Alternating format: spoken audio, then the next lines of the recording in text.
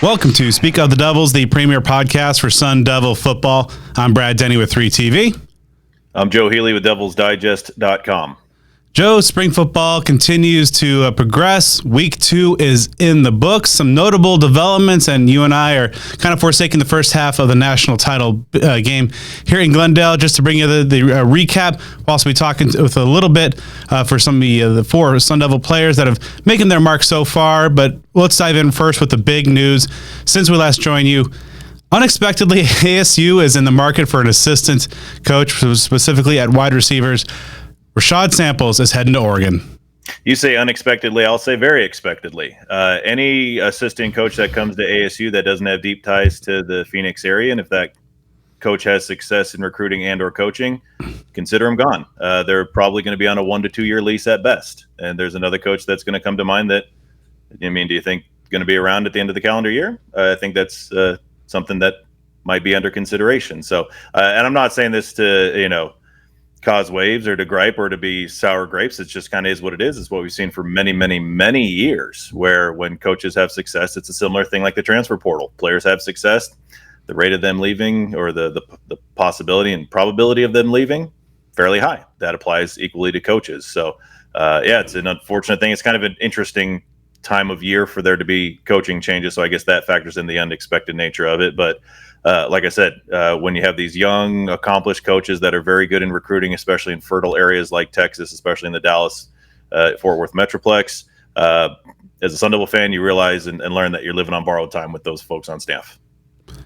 Yeah, it's certainly unexpected in terms of the timing. But as you mentioned, when ASU is going up against some of these schools with a deep pockets, we just talked last show about Bob Bowman leaving for Texas after winning a national championship here in Tempe, just with schools like Oregon and Texas and some of the Power 2, if you will. It's going to be hard, but you see Kenny Dillingham just really excited about the prospect because Rashad Samples is moving to Oregon, not just to coach their running backs, but also adding an assistant head coach title. He's still under 30 years old. His meteoric rise continues, but for ASU, it's unfortunate because they're 2 weeks into fall or spring practices. 3 weeks ago, that kind of puts a lot of question marks. Of course, the new transfer portal window opens up on April 15th. Now, there's some questions about maybe some of the guys, maybe especially with the Texas ties. Are they going to be jumping into the portal? Cooper Perry, who's been ASU's #1 local recruiting target for so long, who has been at ASU practice last week, is recently also has visited Oregon. Now that he's all of a sudden announcing that he's going to announce his decision on Wednesday. Seems like indications are that he will be a Duck. So there's some domino impacts there, but it's also just another thing that's with all the plates that are spinning for Coach Kenny Dillingham right now, trying to rebound in year 2. Now he's got to rebound, not just a hole on his coaching staff, but also his ace recruiter. Yeah, because the recruit they referred to, and we'll let that play out and see what actually transpires, but it's getting to the point where, you might poke around about some questions about this staff came here with these very deep local ties in the recruiting scene. And I understand that that's materialized a little bit in returns from the transfer portal, a little bit. But at the same time, at some point, the levee's got to break. And you can certainly give them a pass for like 2023 and even 2024, because it's very difficult to come onto the scene and, recruit a kid to a university in such short order. But the 2025 class, these guys were sophomores when the staff was put together. So, again, I'm not sounding the alarms quite yet, but if you have these deep inroads with the state of Arizona, at some time it's really got to create some results, and not just in the transfer portal. I get that that's up there in recruiting as far as that being a valuable way to approach things in addition to the traditional high school and junior college recruiting. But at some point the levee's got to break, and you got to start getting high school commits and signees from that 4 and if possible 5-star nature from what the state provides each year. Again, that's a conversation that can be had over the course of this football season, but at some point they've got to cash in on these high profile local players. You're exactly right. The 23s and 24s, we talked about, having what success and maybe just laying the groundwork and the foundation there. But the 25s and 26s is when you need to start seeing some proof of concept here pretty quick. And, as you mentioned, kind of Kenny Dillingham knows that recruiting these days is much about kind of the future as it is the here and now in terms of the bounce back in the portal. And so many, former 4-star guys that left have come back. But at some point, you got to make sure that, if you're going to activate the Valley, you got to make sure that activation includes guys staying home from the jump. All right, so let's dive in now to spring football. This week 2 in the books, 6 of the 15 practices now in the books. Starting off at quarterback, Joe, of course, Jaden Rashada is still out, and it seems like that, the Bourget versus Sam Leavitt competition, still nobody really kind of separating themselves as of now. Bourget has been his steady self. This is the same kind of quarterback that we've seen. Had 2 touchdown passes in the Saturday scrimmage. Did have 1 pick on a deep ball to Javon Robinson. Sam Leavitt has been taking most of the first team reps throughout the course of the week until Saturday when Bourget had that honor. Of course, he's been showing that strong arm, some impressive mobility, also some deep shots as well, perhaps a little bit more, expected zip on the ball, but through 2 weeks, there's still not a whole lot of separation. Yeah, I think for the entirety of spring, the best that you'll see is just how these guys function in the offense. And we've talked about it several times. There should be zero expectation that a pecking order, much less a starter, will be named after the spring. It's not going to happen with Jaden Rashada not in live duty. So that's something that you can just pretty much put a concrete, stamp on it that it will tip into the fall, probably into the late stages of the fall. So that doesn't mean that what's going on right now, has no value. That certainly isn't the case. Again, it's more along the lines of what is this guy, or what are these 2 guys doing within the framework of the new offense, and how does that possibly apply, as things get heated up when the fall camp rolls around.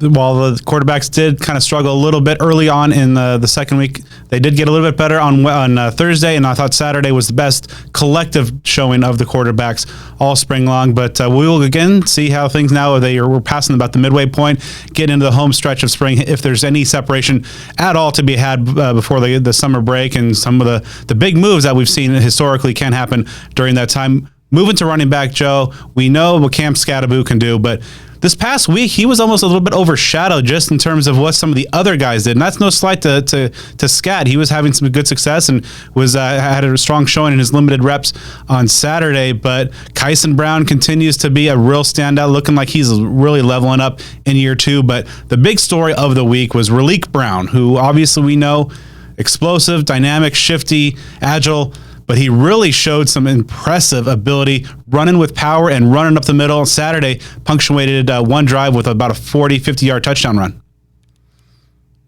Yeah, I mean, they've got a lot of guys that are going after it, and it's quite a luxury to have in this day and age again. And I hate to always go the conspiracy theory route or what have you, but you wonder, when you have what seems to be a pretty good crop of talent, can you keep it all around so that they're all here in the fall? Or are there guys that, might not like the fact that there are 3 or 4 other guys that they're competing for time with? So not trying to put a negative spin on it, but as we look at things right now as they are in the spring, it's just a different dynamic in college football. If this were 10 years ago, you'd be talking about, okay, ASU's got these guys locked in for this position group for the fall, and you feel real good about it. Now, while you still have that thought process, it can't help but be in the back of your head of, okay, is that going to be something that maybe someone has a really good spring, but they might not be the guy? Does that mean that they might look elsewhere? Again, I don't know. And that might be me jumping the gun, but at the end of the day, you got to be happy with a lot of competition. Yeah, of course. And Jason Brown, the 4-star signee, he's not even here yet. The freshman will be here over the summer. So you have a good problem to have with a number of quality backs so far. And everybody who's been in there so far has looked really, really good and effective. Even George Hart is really kind of showing some really good receiving talent, had a nice one-handed catch, good in pass pro as well. Moving to one of the deepest positions on the team, Joe, wide receiver. We've talked about it a lot, even with Elijah Badger and Xavier Guillory out. And although Guillory did have a couple of one-on-one reps, so he's getting out there testing that foot a little bit, but he's not in any team session. The depth continues to really stand out.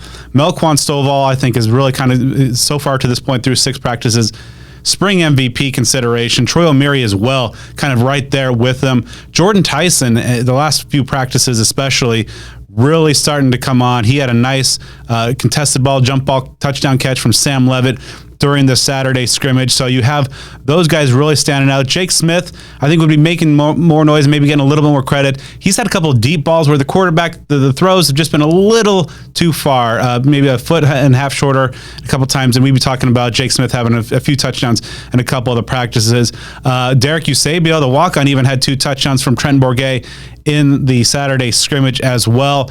A really good problem to have, but it kind of maybe to your point about the running backs, so many mouths to feed, one ball, and then especially now with the departure of their position coach, how many of these guys do you think might be around during the fall camp? Yeah, it's unfortunate that has to be the thought process, but that has to be the thought process of, okay, if you have these deep position groups, which again, in a previous era of college football, that would be such an amazing luxury and give you a lot of excitement for a season. And I'm not saying it shouldn't, because it should.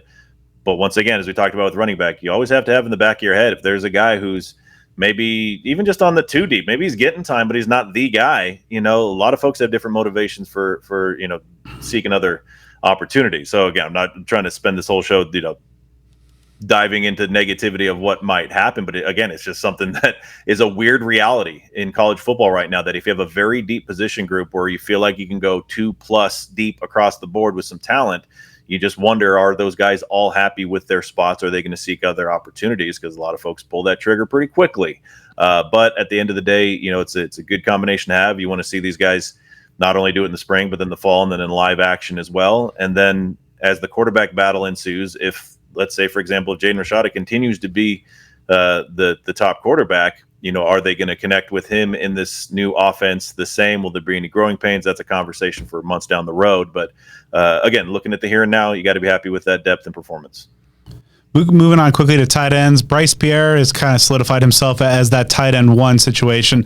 Not a ton of standouts and highlights from the group overall during the week. They've been really kind of making their mark in the run game in terms of being able to power some of the offense's explosive performances in the run game on Thursday and Saturday as well. But while Bryce Pierre has kind of solidified that number 1 spot, Cam Harpole is coming on a little bit, but you see almost, especially day by day, Jason Mons working with Marquiston Douglas, the Florida State transfer, working on the finer points. I mean, he's a big-framed guy, but it seems like just, perhaps if he takes to Mons' teachings, he could be a nice tight end 2 complement to Pierre.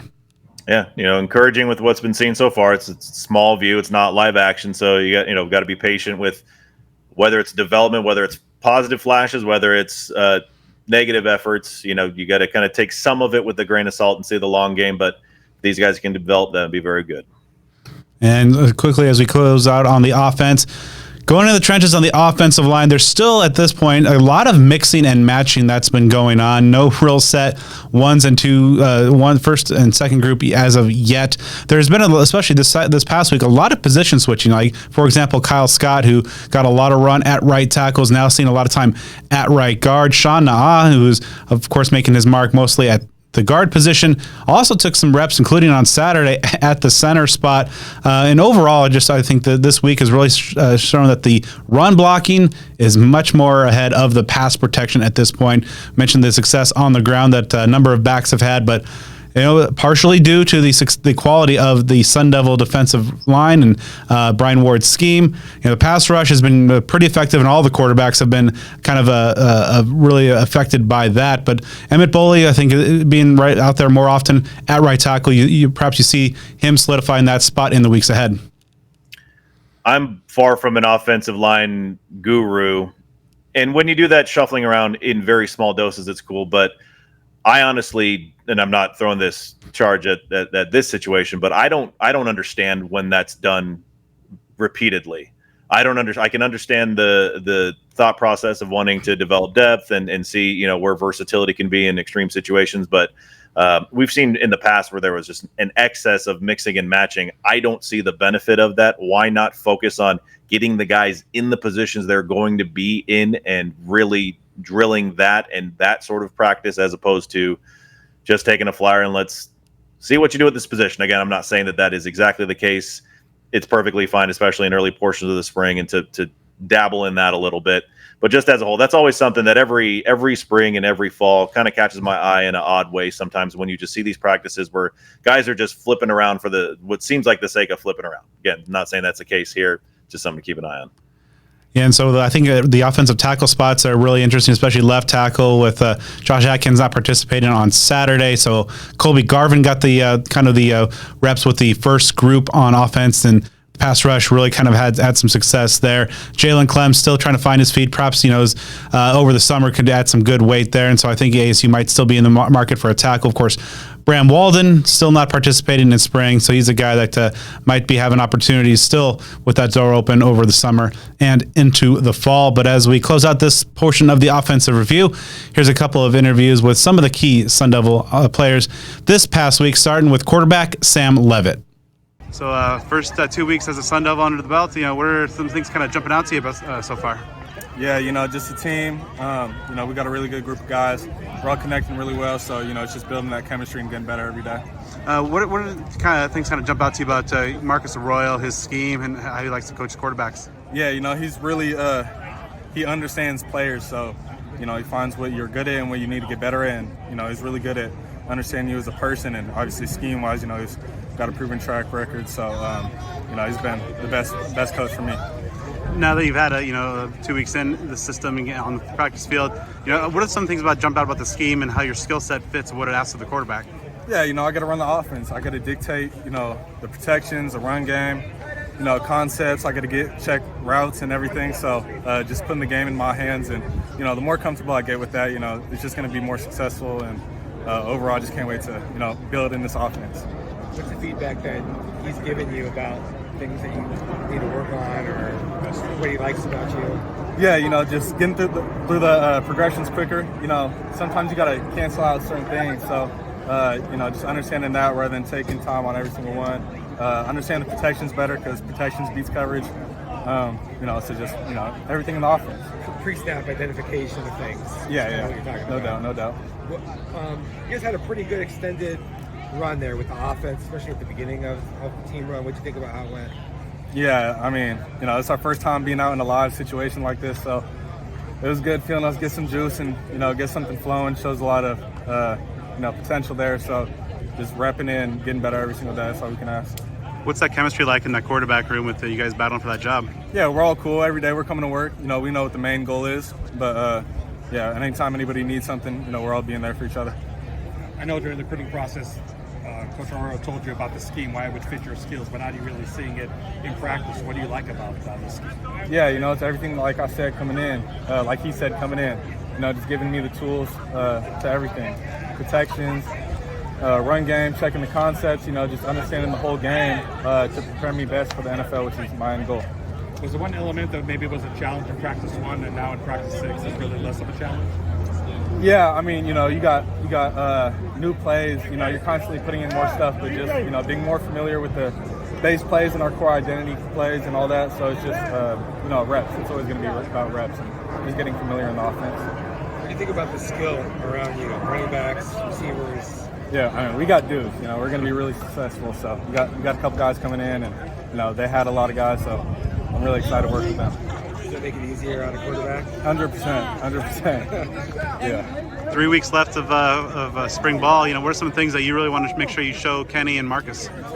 I don't know if it's necessarily showing them, but just getting better every single day. I'm not coming out here looking to just impress them. I'm coming out here looking to get better because that's what's going to pay off on game day. So just coming out every day, doing what I can off the field in the film room, connecting with guys, building relationships and all that. How do you feel that your teammates are really kind of responding to you and as a leader and one of the focal points of this offense? Yeah, it's been good. Coming into winter workouts and everything, got to build a reputation. Show them who I am as a worker. So I feel like they've handled it well, and every day it's just progressing. Got to show them how I am on the field, how I pick people up, stuff like that. Obviously, got to get better in a lot of senses, but just building a connection with them. Going up against this defense every day, what do you like about the challenges it presents to the offense? They do a lot of good stuff on third down, so understanding body language has been my biggest key, little details. Okay, which foot's up on this, to tell me who's going where the blitz is coming from, front identification, stuff like that. So, Coach Ward is great. Love going against him. Is that your pass rusher that keeps you up at night more than the others? I don't think about nobody like that. Maybe once I get to the NFL. All right, so second spring as a Sun Devil, what is it kind of jumping out to you, comparing this year versus last spring? This year versus last spring, of course, we have a new offense. So just adjusting to that, getting used to the new quarterback. So just that. When you can kind of compare, with Marcus Arroyo and his playbook and influence, and that the offense this year versus last year, what are the biggest things that kind of jump out and the biggest differences? Biggest differences is just the concept that we do. So we have a lot more concepts, in my opinion. So that's the biggest difference. How are these coaching staffs going about, kind of installing that for you guys and getting everybody on the same page? It's a new install every day.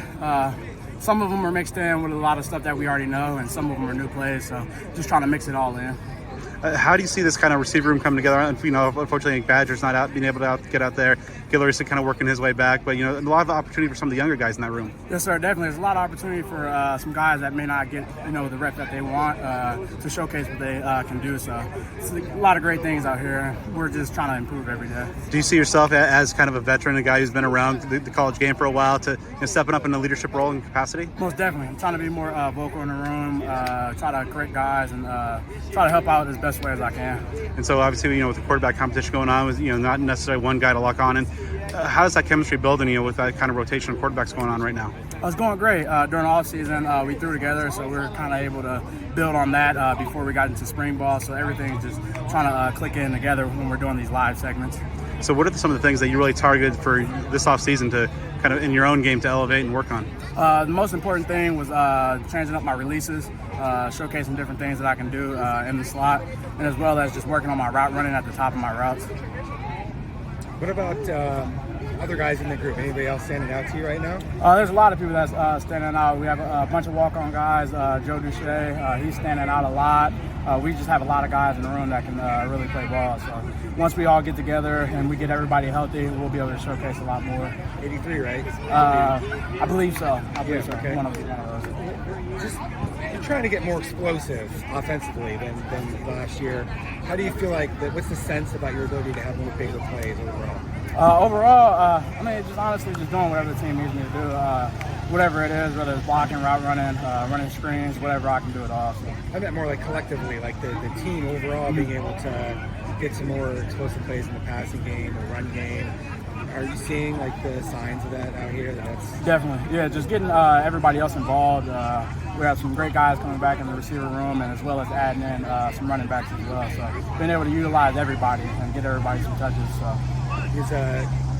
How does Ray Leak's quickness and athleticism compare to you or Caleb Black or some of the other guys, Jake Smith? We're all different. We all have something that we have special.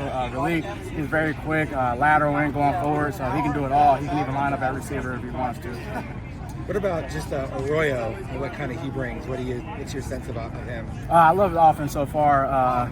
He was at UNLV when I was at Nevada, so I played against him, so was able to see some things that he does, and it's awesome, man. So looking forward to the rest of spring, about 3.5 weeks to go, what are some of the things that you want to make sure that you get done and are able to show this coaching staff? Just being more consistent, being a vocal leader in the room, getting guys on board and getting into their playbook. So that's the biggest thing with us, just staying consistent every day and, getting the day started early. So getting the start right off the back instead of starting late. So obviously kind of a difficult season a year ago. What are some of the things that you were able to kind of take away, lessons learned going through that adversity that you think has better prepared you and this offense for 2024? Mentally, when we were down, just trying to keep the team up. That's the most important thing, fighting to the very end. So just not giving up, most importantly. From a leadership standpoint, like some of the older veteran guys, like what are the key things to be able to do that? Some of the key things, like in our room, is just trying to pull guys aside and get them to pretty much model your game and see what you do, like getting in the film room, watching extra film, rather than just making the coaches force you to do it, doing it on your own.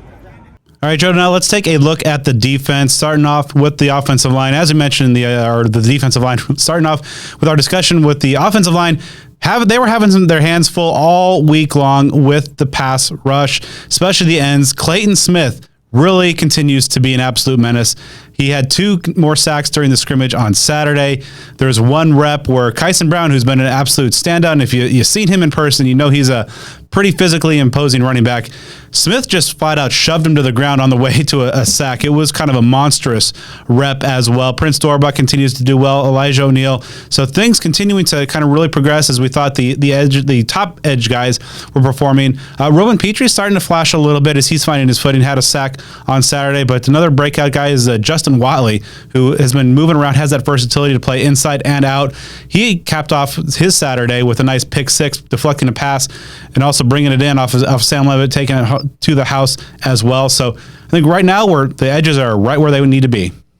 Yeah, and that's a good thing. You know, you want to see them. The defense should be ahead, which is a good thing. But you want to see them progress because those guys, they showed flashes last year for sure. You got to stay healthy. You got to avoid penalty issues. Clinton Smith had a lot of targeting, right?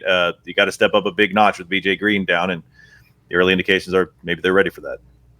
And then kicking on the interior, of course, CJ Fight continues to perform well in his sophomore season, but one guy who just continues to jump out, and you'll hear from him a little bit later on in the show, defensive tackle Jeff Clark, the Louisville transfer. ASU wanted him last offseason, couldn't get him. Still wanted him this season, and for good reason. He's shown, even though with his little smaller stature, his quickness is able to get in the backfield. Jacob Kangaika continues to be kind of a real space eater there. So I think the intriguing thing is, like, you feel good about those 3 tackles before camp. Now you have 2 weeks of evidence that they're performing up to that level. Who's going to be the guy behind him? Whether it's a Sam Benjamin, a Tristan Monday. You'd like to see at least some more depth kind of solidify and perform well. Yeah, and especially those 2 names that you mentioned, you know, curious to see where they are just mentally. I mean, these are guys that played a lot, that got some starting action last year.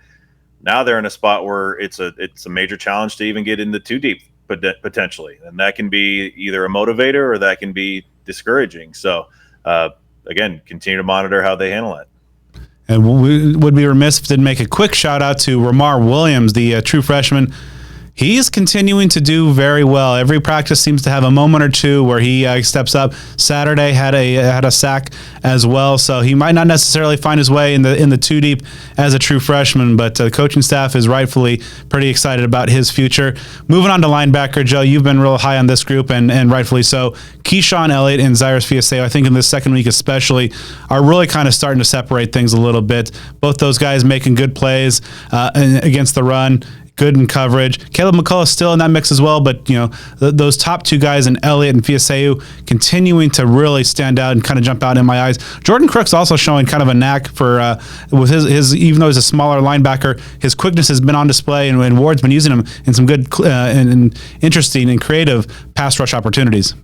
Yeah, I mean, those top 2 guys are the guys that should be the top 2 guys. They did enough at their previous schools to warrant that expectation. The returning players were solid last year, but room for improvement. So for that to work out that way is, pretty much what's expected. The only ways that wouldn't be the case are if you had these Herculean out of nowhere performances by other players, or if you had significant disappointments by those top 2, and neither's the case, even if the depth is coming along nicely, which is good. So, it's a good but expected thing to see those 2 names sticking out at the top.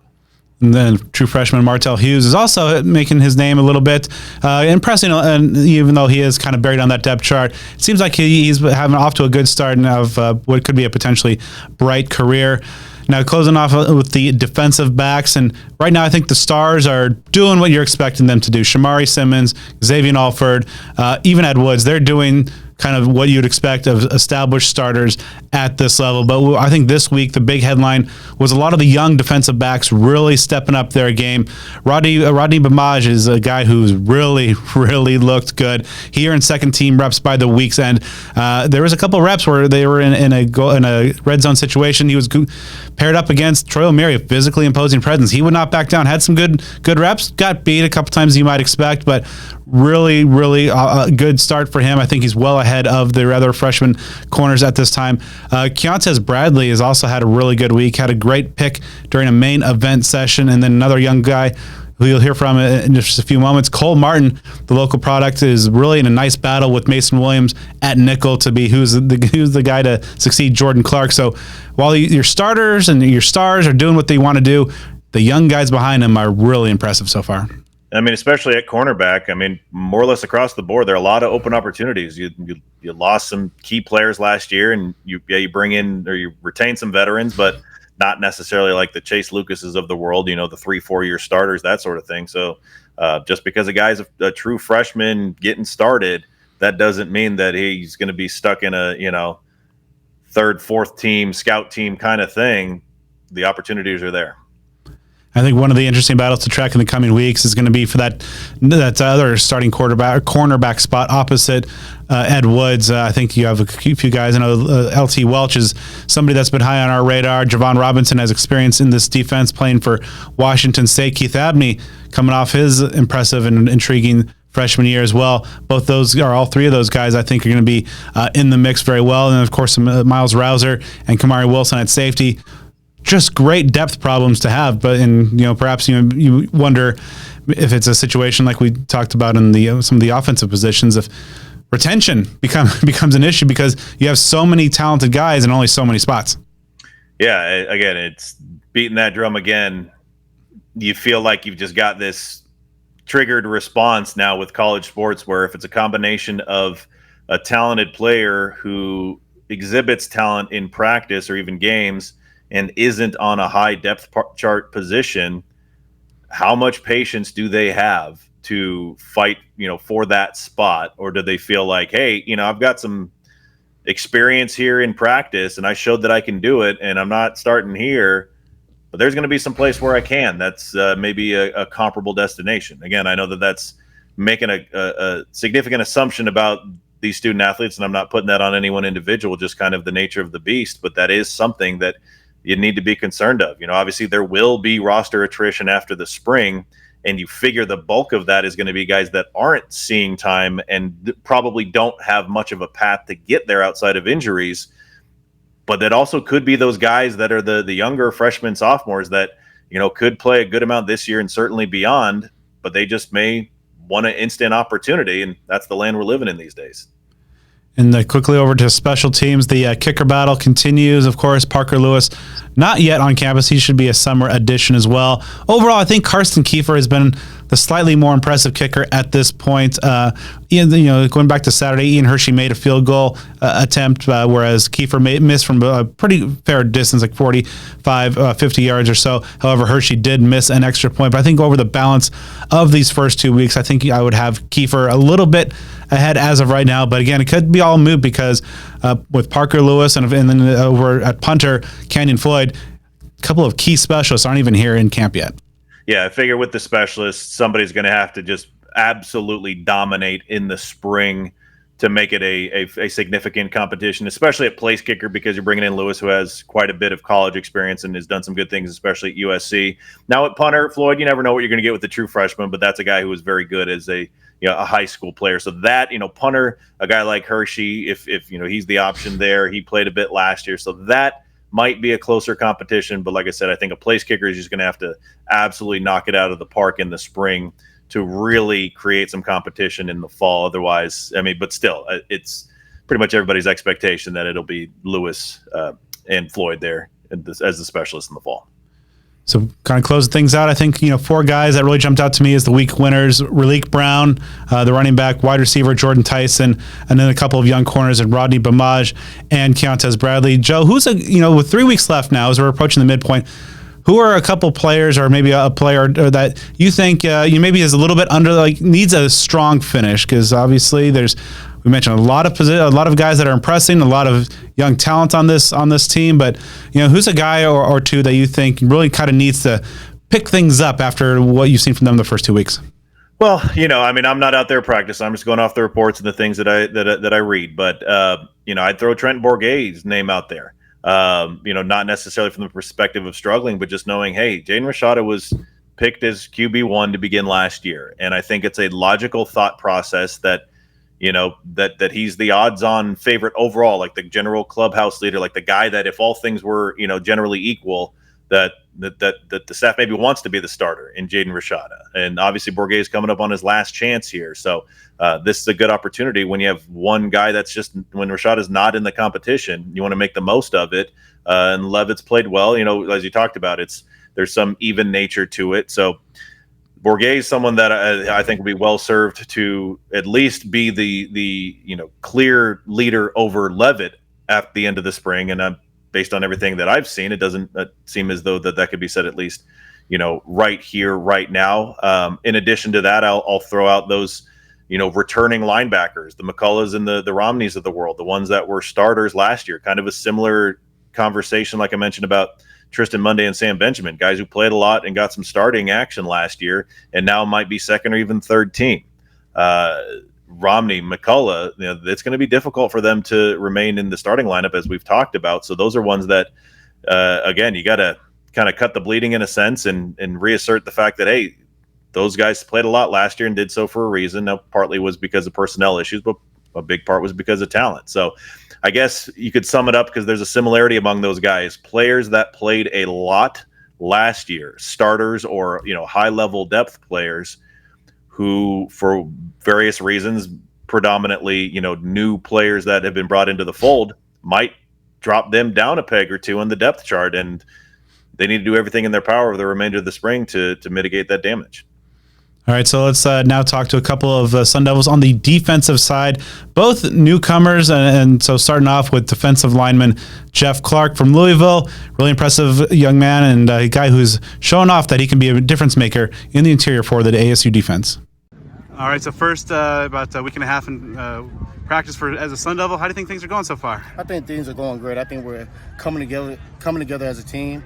And we're starting to know each other better, and the more the chemistry builds, because we have a lot of transfers, the better we're going to play together. So as long as we keep building chemistry, we got to come out here, we got to keep grinding every day. Not every day is going to be the best day, but when we're all playing at our best, and then I don't think we can be beat.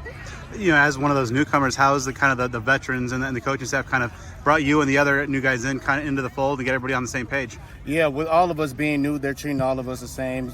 Some of the coaches are new, like my D-line coach is new. He just came from Michigan State. He's all getting to know us. We're getting to know him better, so we're all new, getting to know each other, and that's what kind of makes it better because we're all in the same place. Coach Dillingham, he does a great job with putting us in different teams. Like we had team competition a couple weeks ago, and he just mixed and matched the teams from different positions. We had running backs, D linemen, kickers, wide receivers, all in one group. So he's doing a good job putting this all together, making sure we get to know each other very well. So I believe last year you considered Arizona State before spent some time at Louisville. Ultimately, why was being a Sun Devil the right move for you this time? Coach Dillingham is just so passionate about the game, and him and Coach Ward, I'll go to war for those coaches any day. I love their passion for the game, and they pursued me. Even though I didn't come here last year, they still wanted me to come this year, and it just showed how much they had love for me and how much they really wanted me, and I just felt like this is the place to be. Everybody wants to be where they're wanted at. So. What kind of jumps out about what Coach Ward likes to do with his D tackles? Coach Ward is an amazing defensive coordinator. He has one of the best schemes. A couple years ago, he had the third-rate defense in the entire nation. Coach Ward allows us to play free and allows us to go out there and make plays. And when ultimately, as a D lineman, because I've been playing this all my life, if you can play free, that's when you want to make the most plays. How do you feel your skill set? For any Sun Devil fans who might not have seen you in action for Georgia State or Louisville, what kind of skill sets do you bring to the field, and how do you think it fits in what Coach Ward wants? I think I'm a very versatile player. I can stop the run and I can pass rush. I use my quickness to my advantage. With a lot of guys being bigger than me, I like to get under them and use their size against them to get off of me. And my center of gravity to the ground is a lot better than theirs, and I feel like I'm more stable and I'm more balanced than them, and I just try to use that to my advantage. As a guy who's been around a couple stops and just has a number of years of football under your belt, do you feel, even though you're a newcomer, do you find yourself kind of in a leadership role? Kind of watching some drills, seems like you're being vocal out there, getting guys going. Absolutely. I mean, that's the best way to come in and try to get the guys merging together. We have a young group. We got a good group. We got Jake Kingaika, who's a sophomore, or a redshirt sophomore. We got CJ Fight, who's coming off his true freshman year. So these guys are fresh into college. They need some guidance, and I'm just coming to take that leadership role for them. Over the remainder of spring, about 10 practices to go. What are the things that you really want to show this coaching staff? I just want to show the coaching staff that they're everything that I thought I was when they was recruiting me. Because when they recruited me for 2 years in a row, they obviously seen something in me that they really like. And I just want to live and surpass that expectation that they got. I just want to show them that I can be everything plus more than what they thought of me. ultimately, once the season gets going underway, what are the goals that you've set for yourself as a Sun Devil? Well, I don't. My personal goal is to ultimately win the Big 12 championship. All the other goals that come with that, but my goal is for us to win as a team and win the Big 12 championship, and hopefully get to the college football playoffs and win the whole thing. All right, so 2 weeks in the books now as a Sun Devil on the practice field. What kind of things are jumping out to you? I mean, first things first, our team can be especially extraordinary. I mean, looking at it, when you got guys like Xavier Alford and Montana Warren, Shamari Simmons, Mason Williams, and then an amazing D-line, amazing linebacker core, we could be a dangerous team. So, just keep building every day and trying to be the best we can be. What kind of jumps out to you about what you've seen from your own performance over these first 6 practices? Really, it just got to keep on building. I mean, every day is a stepping stone. Every day is a chance to get better. So, that's really my goal right now, just to be the best I can be. What are the things that you really enjoy about playing, in this Brian Ward scheme? I mean, Coach Ward is a great coach. I mean, he's great at showing disguises and makes everything look the same. So being able to play with more freedom and being able to play with the ability to show something and do something else allows you to make plays and allows you to play faster. So I've been loving it. What's that dynamic like between you and Mason and some Keith in there as well, and just you guys working at the nickel spot? I mean, all of the nickels, the DBs in general, really, we're all close and we're all family. I mean, when we look at it, we work day in, day out together. We spend countless hours with each other. So, those are my brothers. I mean, I'll do anything for them, and then it's likewise the other way. So, I mean, yeah. And so, what's it like just, being coached, with this staff, just with the focus kind of the local players? I mean, the staff is doing a great job trying to activate the Valley. With them having the opportunity to pull kids from Arizona, which is such a talented state, and keep them home, it's something that we can grow off of. So being able to just be surrounded by Arizona talent and Arizona people, it makes it easy to call this place home. With a year of college ball under your belt and that experience, how have you seen your approach in this second year kind of evolve and change from where you were? I mean, I feel like the game has slowed down for me a little bit. First year, everything's moving real fast. Everything is kind of complicated. But once you get into that year 2 and actually taking the time to learn everything that you can, things slow down, things become easier, and then plays start to happen in front of you rather than trying to go hunt for them. Now that you've been here in Tempe for a little bit, what's your read on the culture? Obviously, you're at a place that's one of the best programs in the country last year. Now you have a program on the upswing here in Tempe. How do you see kind of compare those two cultures? I mean, to be honest, this culture is a lot different, a lot more different, and I love it. It's one of those cultures where you could tell they're trying to build, and the way that they're trying to build is by bringing everybody together. Probably this spot wasn't in the best spot last year, but it was a new coaching staff. Coach Dillingham was his first year. So now when he got, everything that he got going right now and everything rolling how he has it rolling, it's something that we can grow on, something that we can make really special. And it don't get better than this. I mean, you look at the clouds, you look at the sun, you look at the weather on the daily, it's every day's a good day. So, kids that aren't in the best areas weather-wise, they come here and it's a dream come true. So how much of how tantalizing is it for you to be, possibly part of the, that group of guys who's able to get Arizona State back to where it wants to be? It's huge. I mean, that's all of our goals. I mean, at the end of the day, this place has been special, so we want to get it back to that spot. You got guys like Brandon Ayuk and countless other guys that just have came down here and show people that Arizona State can be special. You look at N'Keal Harry, he spent countless years in the league, and he's been balling ever since. Chase Lucas now. I mean, the list goes on and on. Jack Jones. So, I mean, when you look at it like that, Arizona State is right there. You just gotta put the right pieces in the right places and handle the business. 2 weeks in the books, 3 weeks to go in spring practices. What are the things that over the last few practices that you really want to show this staff and solidify yourself heading into summer? I mean, really, like I said, work day in and day out and, be who I am. At the end of the day, I have the mentality in me just to work hard, put my head down, and keep on going every single day. So at the end of the day, really, I'm not looking for the reward. I'm really looking for just the process of it. I'm in love with the process, and I want to continue to be in love with it. And that's going to do it for this episode of Speak of the Devils. I'd like to thank all of our great guests. Joe and I will be back next week. We continue to recap spring football week 3. Things are going to be heating up as these position battles really kind of ramp up. So, of course, you'll want to stay in with us on the social media side of things. You can follow the show on Twitter at SOTD Podcast, on Instagram at Speak of the Devils. You can subscribe on YouTube, follow us on Facebook, and also give me a follow at BDenny29. And you can follow me at Joe Healy 42. Big thank you to our sponsors, beginning with Jones Auto Group, DevilsDigest.com, Cactus Sports, Burrito Express, Spaghetti Shack, and Sun Devil Family Charities. And of course, you need to always shop at the at homefieldapparel.com. Get to their ASU collection, 26 amazing pieces, and best of all, you can get 15% off your first purchase at homefieldapparel.com with offer code SOTD23. And also give us a 5-star review once you're done supporting all of our amazing sponsors.